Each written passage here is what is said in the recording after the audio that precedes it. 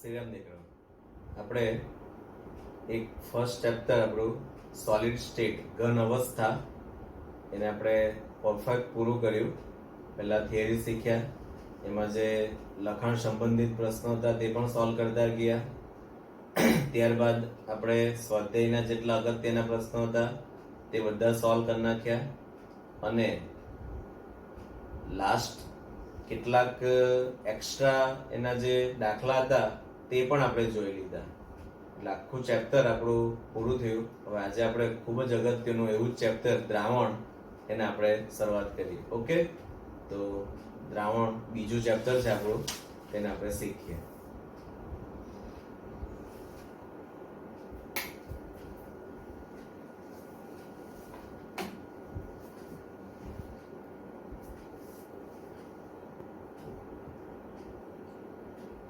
લગભગ શરીરમાં થતી બધી જ પ્રક્રિયાઓ પ્રવાહી દ્રાવણોના કોઈ પ્રકાર મારફતે થાય છે.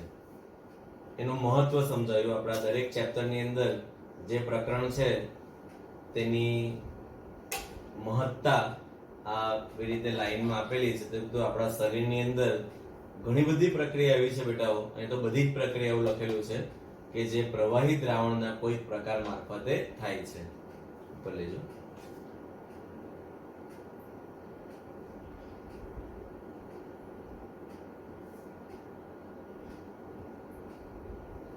સામાન્ય જીવનમાં આપણે ભાગ્યે શુદ્ધ પદાર્થોના સંપર્કમાં આવીએ છીએ. આમાંના મોટા ભાગના 2 કે વધારે શુદ્ધ પદાર્થો ધરાવતું મિશ્રણ હોય છે. તેમની ઉપયોગિતા અથવા અગત્ય તેમના સંગઠન પર આધાર રાખે છે. દાખલા તરીકે બ્રાસ, જેને આપણે પિત્તળ કહીએ, એ કોપર અને ઝિંકનું મિશ્રણ છે. યાદ રાખવાનું કે પિત્તળ જે મિશ્ર ધાતુ છે તેની અંદર 2 ધાતુ ભેગેલી હોય, એક કોપર અને બીજું ઝિંક. એટલે બ્રાસના ગુણધર્મ મેં કીધું જર્મન સિલ્વર, કોપર, ઝિંક અને નિકલનું મિશ્રણ છે. બ્રોન્ઝ એટલે કાંસુ, આપણે મેડલ જે આપવામાં આવે તેની અંદર ગોલ્ડ મેડલ, સિલ્વર મેડલ અને પછી તમને ખ્યાલ હશે બ્રોન્ઝ, એ પણ મેડલ આપવામાં આવે, જેને ગુજરાતીમાં કાંસ્ય પદક કહેવાય. તો એ જે કાંસુ છે એ કોપર Cu અને ટીન Sn એ બેનું મિશ્રણ છે. યાદ રાખવાનું, કામ લાગશે. તો કાંસુ એમાં 2 ધાતુ છે, કોપર અને ટીન. તો આ બધા ધાતુ જે મિશ્ર ધાતુ છે તેના ગુણધર્મોથી તદ્દન જુદા હોય છે. આ વાક્ય એવું કહેવા માંગે દીકરાઓ કે દાખલા તરીકે કોપરના ગુણધર્મ અને ઝિંકના ગુણધર્મ છે તેનાથી પિત્તળના ગુણધર્મ કંઈક અલગ હોય એમ. આ વાસ્તવમાં કેવું હોય કે આપણને જેવા ગુણધર્મો જોતા હોય એવા ગુણધર્મો ને લાવવા માટે એ ધાતુનું કોમ્બિનેશન કરવામાં આવે, મિશ્રણ કરવામાં આવે અને આપણને જે ગુણધર્મો જોતા હોય તેવી મિશ્ર ધાતુ તૈયાર કરવામાં આવે. કારણ કે જેટલા ગુણધર્મો આપણને જોઈએ છે તે કોઈ એક ધાતુમાં હોતા નથી. એટલા માટે આવી રીતે મિશ્ર ધાતુ તૈયાર કરવામાં આવે. એટલે મિશ્ર ધાતુના ગુણધર્મો એની અંદર જે ધાતુ હોય તેની કરતા જુદા હોય. પાણીમાં 1 પાર્ટ પર મિલિયન ફ્લોરાઇડ આયન દાંતનો ક્ષય રોકે છે. તમે જ્યારે ટૂથપેસ્ટની એડવર્ટાઇઝ જોતા હોય ત્યારે એની અંદર એવું વચ્ચે એક સેન્ટેન્સ આવે કે ફ્લોરાઇડ યુક્ત, એટલે કે એવું એ લોકો એવું કહેવા માંગે કે અમારા ટૂથપેસ્ટની અંદર F- અમે એડ કરેલું છે, જે આપણા દાંત માટે, દાંતનું જે ખવાણ છે, કોરોઝન, દાંત જે સડી જાય તો એના માટે એ જરૂરી છે કે ન સડે એ હોય તો. પણ ક્યારે એનો એક પ્રમાણ છે કે 1 પાર્ટ પર મિલિયન જેટલું હોય તો. પણ જો 1.5 પાર્ટ્સ પર મિલિયન એ હોય ફ્લોરાઇડ તો એ દાંત પર દાગા પાડે અને ફ્લોરાઇડની વધારે સાંદ્રતા ઝેરી નીવડે છે. ઉદાહરણ તરીકે સોડિયમ ફ્લોરાઇડ ઉંદર માટે ઝેર તરીકે વર્તે છે. એ જ ફ્લોરાઇડ નું વધારે પ્રમાણ જો અંદર એડ થઈ જાય પાણીમાં કે કોઈ આપણે જે ખોરાક લઈએ તેની અંદર, તો કીધું એ પોઈઝનિયસ એટલે ઝેરી સાબિત થાય. નસમાં અપાતા ઇન્જેક્શનમાં હંમેશા અમુક આયનીય સાંદ્રતાએ ક્ષાર ધરાવતા પાણીમાં ઓગાળેલા હોય છે, જે લોહીમાંના પ્લાઝમાની સાંદ્રતા સાથે સુમેળ સાધે છે. એટલે આપણો જે પહેલો પેરેગ્રાફ છે તે દ્રાવણ જે બને તો એની અંદર જે ઘટક હોય તે ઘટક એડ થાય અને એમાંથી જે દ્રાવણ તૈયાર થાય તો એની અગત્યતા એ આપણને આ પેરેગ્રાફની અંદર સમજાવેલી છે. ઉપર લેજો.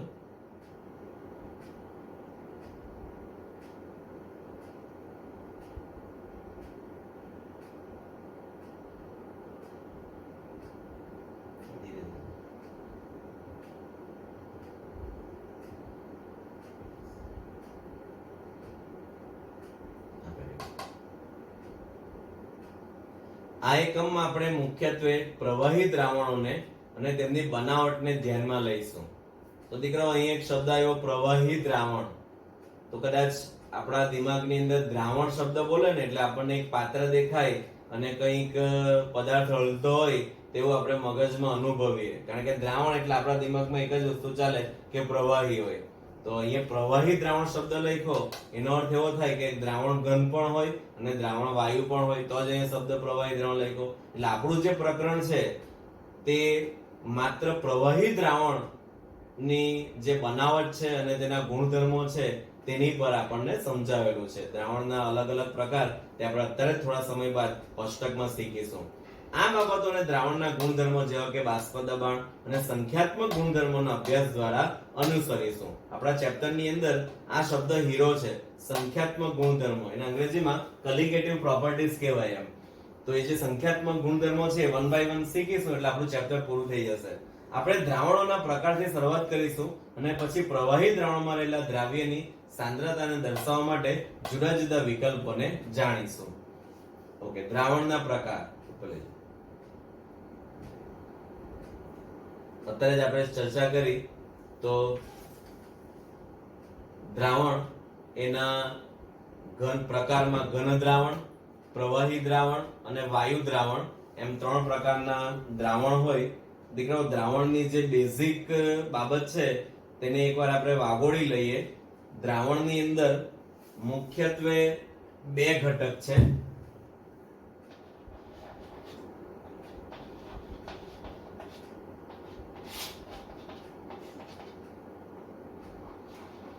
પહેલો ઘટક છે દ્રાવ્ય અને બીજો ઘટક છે દ્રાવક.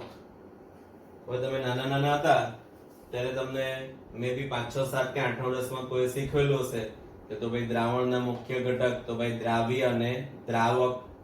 ત્યારે આપણને સમજણ શું હતી અથવા કદાચ અત્યારે પણ એવી હોય કે દ્રાવ્ય કોને કહેવાય તો જે ઓગળે તેને દ્રાવ્ય કહેવાય, દ્રાવક કોને કહેવાય તો જેમાં ઓગાળવામાં આવે તેને દ્રાવક કહેવાય. તો એ સાચી વ્યાખ્યા નથી. એની સાચી વ્યાખ્યા છે દ્રાવણની અંદર જે ઘટકનું પ્રમાણ વધારે હોય તેને દ્રાવક તરીકે ઓળખવામાં આવે અને જે ઘટકનું પ્રમાણ ઓછું હોય તેને દ્રાવ્ય તરીકે ઓળખવામાં આવે. ચાલો આપણે ઉદાહરણ લઈએ કે એક ગ્લાસ ભરીને આપણે પાણી લઈએ અને એની અંદર 1 ચમચી મીઠું નાખીએ તો આપણી પાસે 2 ઘટક છે, એક પાણી છે અને બીજું મીઠું છે. તો આની અંદર ગ્લાસમાં આખો ગ્લાસ પાણીથી ભરેલો છે અને મીઠું 1 ચમચી છે. તો આપણને ખબર પડી જાય કે ભાઈ પાણી વધારે છે તો જે વધારે છે તે દ્રાવક છે અને ઓછું કોણ તો મીઠું. તો મીઠુંને દ્રાવ્ય કહેવાય. હવે આનું ઉલટું ઉદાહરણ લઈએ આપણે. તમે એક ઘૂંચું ભરીને મીઠું લઈ લો અને એની અંદર એક ગ્લાસ ભરીને પાણી રેડો તો દ્રાવ્ય અને દ્રાવક બદલાઈ જશે. તો મીઠું દ્રાવ્ય કહેવાય અને પાણી દ્રાવક મીઠું દ્રાવક કહેવાય અને પાણી દ્રાવ્ય થશે. અર્થાત આપણી વ્યાખ્યા શું છે? દ્રાવણની અંદર જે ઘટકનું પ્રમાણ વધારે હોય તેને દ્રાવક કહેવાય અને જે ઘટકનું પ્રમાણ ઓછું હોય તેને દ્રાવ્ય તરીકે ઓળખવામાં આવે. એટલે જે ઘટક વધારે છે, દાખલા તરીકે ઘન પદાર્થ વધારે હોય તો એ પ્રકાર દ્રાવક ઘન દ્રાવણ કહેવાય.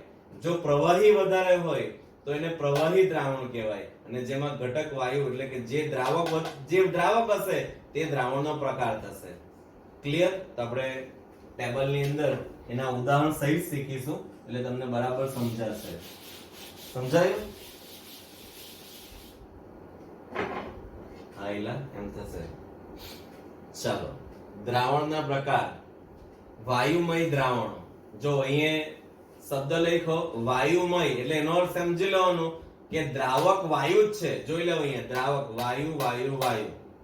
તો જ એને વાયુમય દ્રાવણ કહેવાય, કારણ કે એનું પ્રમાણ વધારે હશે અને દ્રાવ્ય બદલાયા કરે, વાયુ, પ્રવાહી અને ઘન. એટલે બે વાયુ, દ્રાવ્ય અને દ્રાવક બંને વાયુ હોય તેવા ઉદાહરણ તો હવા, જેમાં ઓક્સિજન અને નાઇટ્રોજન વાયુનું મિશ્રણ, એટલે બહુ બધા વાયુ ભેગા છે, તો એ આપણે સમજી શકીએ. પછી દ્રાવ્ય પ્રવાહી હોય ને દ્રાવક વાયુ હોય તો કીધું કે નાઇટ્રોજન વાયુ સાથે મિશ્ર કરેલ ક્લોરોફોર્મ. એ જ રીતે દ્રાવ્ય ઘન અને દ્રાવક વાયુ તો નાઇટ્રોજન વાયુમાં કપૂર. તો આ બધા વાયુ દ્રાવણના ઉદાહરણ છે. કદાચ તમને એમસીક્યુ માં પૂછાય તો તમારે આ ઉદાહરણ દીકરાઓ યાદ રાખવાના. આ તો યાદ રહી જશે કે વાયુ દ્રાવણ એટલે દ્રાવક તો વાયુ જ થશે અને દ્રાવ્ય બદલાયા કરે, વાયુ, પ્રવાહી ને ઘન. એ રીતે જો હવે પ્રવાહી દ્રાવણ, તો અહીંયા દ્રાવક એટલે પ્રવાહી પ્રવાહી પ્રવાહી બદલાશે જ નહીં, તો જ એ પ્રવાહી દ્રાવણ કહેવાય. હવે વાયુ દ્રાવ્ય હોય અને પ્રવાહી દ્રાવક હોય તો પાણીમાં દ્રાવ્ય થયેલ ઓક્સિજન, પાણીમાં જો ઓક્સિજન ડિઝોલ્વ થયેલો હોય તો એ પ્રવાહી દ્રાવણનું ઉદાહરણ છે, જેમાં પ્રવાહી વધારે છે અને વાયુ ઓછો છે. એ જ રીતે બંને પ્રવાહી, પાણીમાં દ્રાવ્ય થયેલ ઇથેનોલ, આલ્કોહોલને તમે પાણીમાં ઓગાળો તો જે વધારે હશે તે દ્રાવક ને જે ઓછું હશે તે દ્રાવ્ય. જો તમે ઇથેનોલ વધારે લઈ લો તો એ દ્રાવક કહેવાય અને પાણી વધારે લઈ લો તો એ દ્રાવક થઈ જશે. એ જ રીતે ઘન દ્રાવ્ય અને પ્રવાહી દ્રાવક, તો પાણીમાં દ્રાવ્ય થયેલ ગ્લુકોઝ, પાણીમાં દ્રાવ્ય થયેલ ખાંડ, પાણીમાં દ્રાવ્ય થયેલ મીઠું, જે બધા કોમન ઉદાહરણ છે તે પાણીમાં આપણે જે ઘન પદાર્થને દ્રાવ્ય કરીએ તો એ પ્રવાહી દ્રાવણ તૈયાર થઈ ગયું. બીજી એક શરત દીકરાઓ કહી દઉં કે મિશ્રણ અને દ્રાવણ એ બેનો અર્થ પણ સમજી લો. મિશ્રણની અંદર જે ઘટકો છે એ ઘટકો સમાંગ બનતા નથી, સમઅંગ. એનો અર્થ થાય બીજો એકરૂપ. દ્રાવણ ક્યારે બનશે કે જ્યારે જેની અંદર જેટલા પણ ઘટક હોય તે ઘટક જો એકરૂપ થઈ જાય તો જ એને દ્રાવણ કહેવાય. તમે પાણીમાં મીઠું નાખો તો મીઠુંનો સ્વભાવ જે ઘન છે તો એ તરત જ પાણીમાં ઓગળી જશે. એટલે મીઠું અને પાણી એક થઈ ગયા એવું લાગે તો એને દ્રાવણ કહેવાય. જો મીઠું એની અંદર તરતું હોય, અંદર જ રહી જાય, જે આપણને દેખાય, તો એને દ્રાવણ કહેવાય નહીં, તો એને મિશ્રણ કહેવાય. એટલે દ્રાવણ ત્યારે જ બને કે જ્યારે એના જે ઘટક છે દ્રાવ્ય અને દ્રાવક એ હંમેશા એકરૂપ થાય. ઓકે, ફરી પાછા આપણે આગળ વધીએ. ઘન દ્રાવણ. ઘન દ્રાવણ ક્યારે બને? દ્રાવક ઘન હોય તો જ. હવે વાયુ દ્રાવ્ય હોય ને દ્રાવક ઘન હોય તો પેલેડિયમમાં હાઇડ્રોજનનું દ્રાવણ. આપણે આંતરાલીય હાઇડ્રાઇડ શીખેલા ત્યારે મેં તમને સમજાવેલું કે આ પેલેડિયમ ધાતુ છે, ધાતુના જે ઘટક કણ છે તેને તમે ગોળાકાર કલ્પો તો એની કોઈ પણ પ્રકારની ગોઠવણી કરશો તો વચ્ચે જગ્યા રહી જાય, વોઇડ જેને કહેવાય. તો એ જે વચ્ચેની જગ્યા છે આની અંદર નાના કદનો હાઇડ્રોજન ગોઠવાઈ જાય. તો આની અંદર તમે જોઈ શકો કે પેલેડિયમ વધારે છે અને હાઇડ્રોજન ઓછા છે, બરાબર. તો પેલેડિયમ ઘન છે એટલે એને ઘન દ્રાવણ કીધું, હાઇડ્રોજન વાયુ છે. ઓકે, તો એ બેનો કોમ્બિનેશન થાય તો આ રીતે એ પણ એક પ્રકારનું ઘન દ્રાવણ તૈયાર થાય.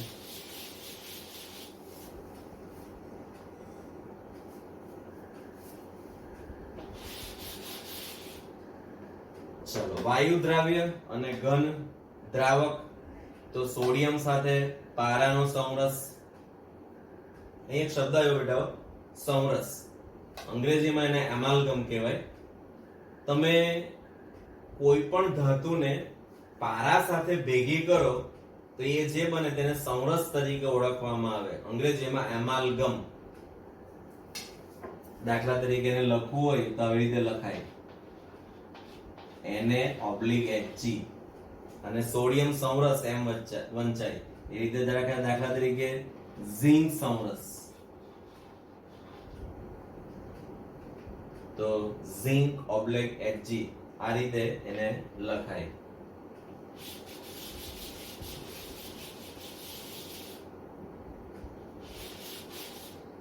બંને ઘન, દ્રાવ્ય ઘન અને દ્રાવક ઘન.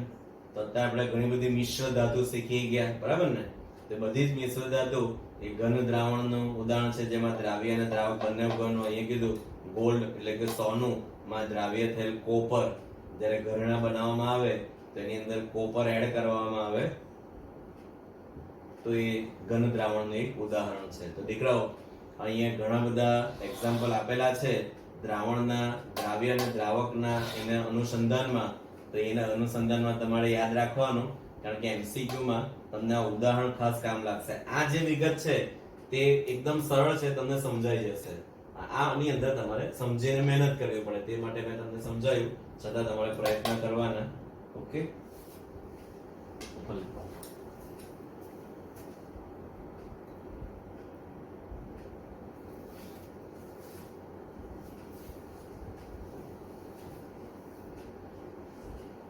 દ્રાવણની સાંદ્રતાની અભિવ્યક્તિ.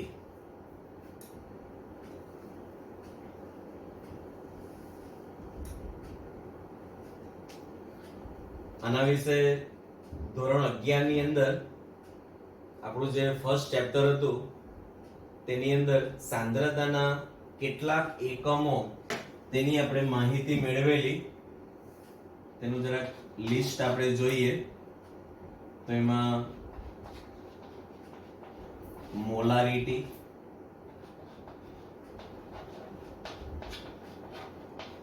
મોલાલિટી,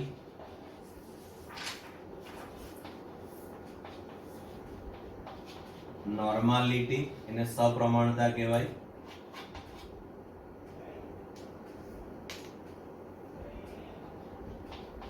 મોલ અંશ, કદથી ટકાવારી એટલે પર્સન્ટેજ, W/V, દળ કદથી ટકાવારી, કદથી ટકાવારી પર્સન્ટેજ V/V. તો આવા જે બધા યુનિટ છે બેટાઓ તે આપણે ધોરણ 11 ની અંદર સૂત્ર સહિત શીખેલા, અને તમને યાદ હશે આ બધા પર આધારિત આપણે દાખલા પણ ગણેલા છે. તો અહીંયા ફરી પાછું એકવાર આપણને આ ચેપ્ટરમાં રિપીટેશન મળે છે, તો આપણે એને શીખીએ, ફરી પાછા એને બરાબર સમજીએ. ઓકે,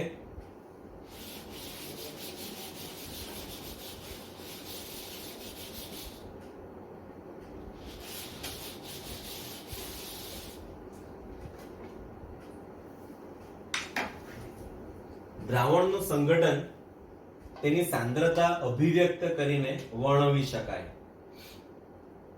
સંગઠન એનું જે કમ્પોઝિશન જેને કહેવાય, એની અંદર કયા ઇન્ગ્રેડિયન્ટ્સ છે, કયા કયા દ્રવ્યો છે, તો એને વર્ણવવું હોય તો એના માટે એક શબ્દ છે સાંદ્રતા. સાંદ્રતા માટે જરાક આપણે ડિસ્કશન કરીએ તો તમને જરાક વધારે સમજ પડશે. જો સાંદ્રતાને તમારે વધારવી હોય, કોઈ બી દ્રાવણની અંદર સાંદ્રતાને વધારવી હોય તો દીકરાઓ તમારે એ દ્રાવણની અંદર જે દ્રાવ્ય ઘટક હોય તેનું પ્રમાણ તમારે વધારવું પડે તો સાંદ્રતા વધેલી કહેવાય. આ એકદમ જેનો મુખ્ય પોઈન્ટ છે તે સમજી લો. ફરી પાછા ચલો ઉદાહરણ સાથે સમજીએ. એક ગ્લાસની અંદર આપણે પાણી લઈએ ને એની અંદર 1 ચમચી મીઠું નાખી દઈએ અને એને ઓગાળી દો એટલે મીઠાનું દ્રાવણ તૈયાર થઈ ગયું. હવે તમને કોઈ એવું કહે કે આની સાંદ્રતા વધારો તો તમે શું કરશો? એમાં મીઠું નાખો કે પાણી નાખો? તરત જ સમજાઈ જશે. જો તમે એની અંદર મીઠું નાખશો તો એ વધારે ખારું બને, આપણી ભાષામાં વાત કરીએ તો. એટલે એનો મીનિંગ એવો થયો કે એની સાંદ્રતા વધી ગઈ. પણ જો તમે એની અંદર પાણી નાખો એટલે કે દ્રાવક ઉમેરો તો એની સાંદ્રતા ઘટી જશે. એટલે એકદમ એનો જે તથ્ય છે, મર્મ છે તે એ છે કે જો કોઈ પણ દ્રાવણ હોય તેની સાંદ્રતાને વધારવી હોય તો એની અંદર જે દ્રાવ્ય ઘટક છે, જે પણ દ્રાવ્ય ઘટક હોય તેને તમારે વધારે ઉમેરવું પડે. તો એનો અર્થ એમ થયો કે એની સાંદ્રતામાં વધારો થયો. અને જો તમે એની અંદર દ્રાવકને ઉમેરશો તો એની સાંદ્રતા ઘટે. તમે પાણી ઉમેરી દેવું તો સમજાઈ જશે તમને કે જેટલું ખારું લાગતું હતું તેની કરતા ઓછું ખારું થઈ જશે. ઓકે, ફરી પાછા આપણે મૂળ વાત પર આવીએ જ્યાં આપણી બુક છે ત્યાં. સાંદ્રતાનો ગુણાત્મક અથવા જથ્થાત્મક રીતે અભિવ્યક્ત કરી શકાય છે. ઉદાહરણ તરીકે ગુણાત્મક રીતે આપણે કહીએ છીએ કે દ્રાવણ મંદ એટલે કે સાપેક્ષ રીતે દ્રાવ્યનો ઘણો ઓછો જથ્થો. અત્યારે જે આપણે ડિસ્કશન કર્યું તે. ફરી પાછા મંદ દ્રાવણ સાપેક્ષ રીતે દ્રાવ્યનો ઘણો ઓછો જથ્થો. અહીં સાપેક્ષ શબ્દનો અર્થ શું થાય? બે જણા છે એટલે કોની સાપેક્ષે? દ્રાવકની સાપેક્ષે દ્રાવ્યનો જથ્થો ઓછો હોય તો એ દ્રાવણ મંદ કહેવાય. અથવા સાંદ્ર દ્રાવણ એટલે કે સાપેક્ષ રીતે દ્રાવ્યનો ઘણો વધારે જથ્થો. દ્રાવક કરતા દ્રાવ્ય જો વધારે હોય તો એ સાંદ્ર થઈ જશે. પરંતુ વાસ્તવિક જીવનમાં આ પ્રકારનું વર્ણન ઘણા બધા ગૂંચવાડા ઊભા કરે અને તેથી એ જરૂરી છે કે દ્રાવણની સાંદ્રતા જથ્થાત્મક રીતે દર્શાવી શકાય. દ્રાવણની સાંદ્રતા જથ્થાત્મક રીતે વર્ણવી શકાય તે માટે ઘણી રીતો છે. તેમાં પહેલું દળ ટકાવારી, એને પરસન્ટેજ W/W તરીકે લખી શકાય. એનું સૂત્ર છે દળ ટકાવારી બરાબર દ્રાવણમાં ઘટકનું દળ મલ્ટીપ્લાય 100 છેદમાં દ્રાવણનું કુલ દળ. ઘટક કોણ બેટા? દ્રાવ્ય અને દ્રાવક. જોજો સમજો બરાબર. દાખલા તરીકે અહીંયા ઘટક શબ્દ છે, હું અહીં એવું લખી દેમ કે દ્રાવ્યના દળ ટકા, તો અહીંયા તમારો સૂત્રની અંદર શું આવશે? દ્રાવણમાં દ્રાવ્યનું દળ ગુણ્યા 100 છેદમાં દ્રાવણનું કુલ દળ. કુલ દળ એટલે દ્રાવ્ય વત્તા દ્રાવક. ક્લિયર? એ રીતે અહીંયા દ્રાવકના દળ ટકા, તો દ્રાવકનું દળ મલ્ટીપ્લાય 100 ડિવાઇડ બાય દ્રાવણનું કુલ દળ. ક્લિયર? એટલે આ જે કોમન ફોર્મ્યુલા છે જેના અનુસંધાનમાં તમારે પરસન્ટેજ W/W ફાઇન્ડ કરવું હોય તેના માટે તમારે અહીંયા સૂત્ર લખી દેવાનું. એટલે ઘરે તમે નોટમાં લખશો ત્યારે ખાસ એ લોકો દ્રાવ્ય માટે પૂછે છે, તો અહીંયા તમારે યાદ રાખવાનું કે દ્રાવ્યના દળ ટકા, તો દ્રાવ્યનું દળ ગુણ્યા 100 છેદમાં દ્રાવણનું કુલ દળ, અને બરાબર તમારે યાદ રાખવાનું. ઉદાહરણ તરીકે જો 10% ગ્લુકોઝ દળથી પાણીમાં દર્શાવેલો હોય તો તેનો અર્થ એમ થાય કે 10 ગ્રામ ગ્લુકોઝ 90 ગ્રામ પાણીમાં ઓગાળેલ છે.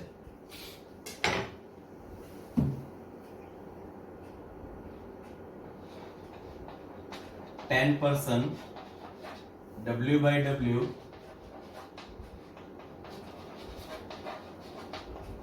ગ્લુકોઝનું દ્રાવણ. હવે ખાસ દીકરાઓ આપણે જ્યારે દાખલા ગણીશું તેમાં આવા જે બધા શબ્દો હોય તેનું અર્થઘટન આપણને ખૂબ કામ લાગે. તમને કોઈ પૂછે કે 10% W/W ગ્લુકોઝનું દ્રાવણનો અર્થ શું થાય, તો એનો અર્થ એવો થાય કે 10 ગ્રામ ગ્લુકોઝ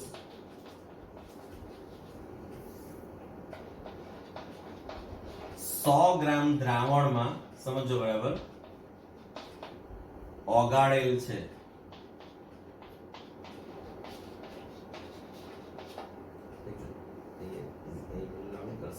ઝૂમ વધારે કરો.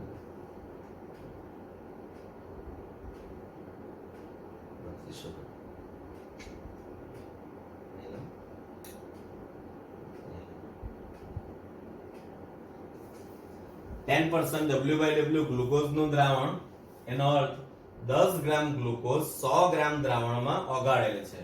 હવે 100 ગ્રામ દ્રાવણ એમાં તો કોણ હોય? દ્રાવ્ય અને દ્રાવક બંને હોય. એટલે તમારે આને અલગ કરી દેવું હોય તો 10% W/W એમાં દ્રાવ્ય અને દ્રાવકના તમને જથ્થો મળી જશે. એટલે 10 ગ્રામ ગ્લુકોઝ, હવે ગ્લુકોઝ દ્રાવ્ય છે, 100 માંથી 10 તમે બાદ કરશો એટલે પાણી તમને મળી જશે. 90 ગ્રામ દ્રાવક, દ્રાવક તરીકે કઈ નહીં આપેલું હોય તો પાણી, અને જો તમને ચોક્કસ કીધું હોય તો તેને કન્સિડર કરવાનું. કંઈક નહીં હોય, પાણી એ સાર્વત્રિક દ્રાવક છે એટલે એનો જ અર્થ આપણે ગણવો પડે. ફરી પાછા સમજી લો, ખૂબ અગત્યનું. 10% W/W ગ્લુકોઝનું દ્રાવણનો અર્થ સમજાવો. તમે માર્કેટમાં ફરતા હોય ને તમને કોઈ પૂછે તો તમારે સમજાવવાનું કે 10 ગ્રામ ગ્લુકોઝ એ 100 ગ્રામ દ્રાવણમાં દ્રાવ્ય છે, ઓગાળેલ છે, અને એની અંદર તમને દ્રાવ્ય અને દ્રાવકનો જથ્થો પૂછે તો 10% W/W ગ્લુકોઝ એટલે 10 ગ્રામ ગ્લુકોઝ, તો 100 માંથી તમારે 10 બાદ કરવાના એટલે 90 ગ્રામ પાણી થઈ ગયું. ક્લિયર? આ સમજાયું?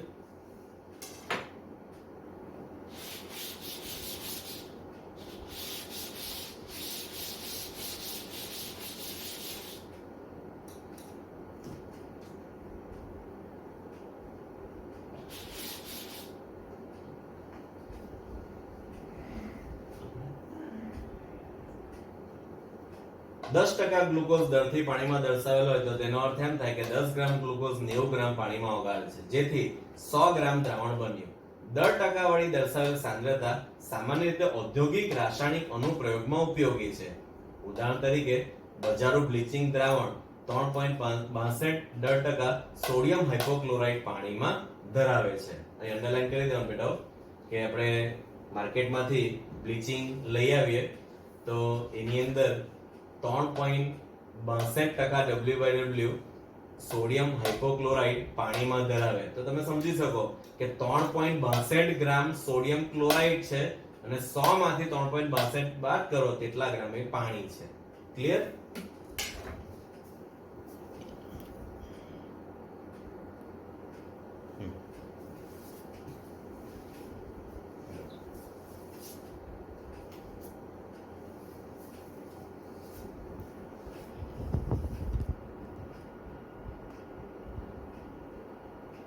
તો દીકરાઓ, આજે આપણે દ્રાવણની જે મુખ્ય વાતો છે બધી, જે બેઝિક, જેને ગુજરાતીમાં પ્રસ્તાવના કહેવાય, તેની આપણે ચર્ચા કરી. ધીમે ધીમે આપણું પ્રકરણ આગળ વધશે અને ખૂબ જ રસ એટલે કે ઇન્ટરેસ્ટિંગ તમને સાબિત થશે. એટલે આટલું જે ચાલી ગયું તેને તમારે તમારા નોટબુકની અંદર લખીને તૈયાર કરવાનું. ઓકે? શ્રીરામ.